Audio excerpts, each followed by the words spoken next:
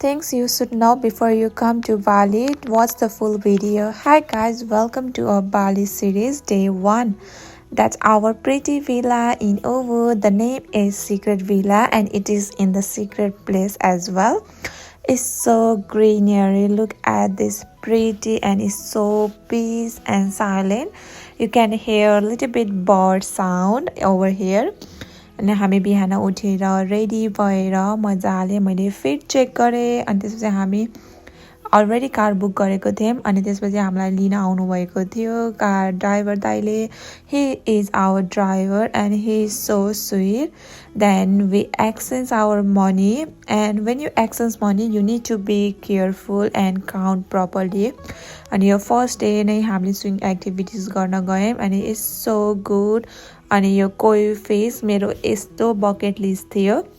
And we had a samosa over here and after that we went to the another activities which is rafting and we really enjoyed this rafting and it is our first experience. तर like water अलिकति clean थिएन त्यही हो तर अनि हामीलाई त्यहाँ मजाले फोटोहरु पनि खिच्दिनु भयो भिडियो नि खिच्दिनु भयो अनि बिचमा हाम्रो वाटरफल थियो oh my God it's so pretty अनि हामी त्यहाँ एकचोटी फोटो भिडियोहरु लियौं अनि रमाइलो गर्यौं अलरेडी हामी पानीमा भिजेथ्यौं अनि त्यहाँ पनि फेरि भिजेर हामीलाई चिसो भइरा थियो अनि त्यसपछि हामी बिचमा राफ्टिङ गर्दा गर्दा त्यहाँ एउटा पसल थियो ओ माय गॉड मान्छेहरुको कस्तो बिजनेस आइडिया हो के अनि रिभरको साइडमा पसल राख्दिने अनि हामीले कोकोनट वाटर खायौं अनि स्वीट कॉर्न खायौं अनि after that we went to another activities the quad bike.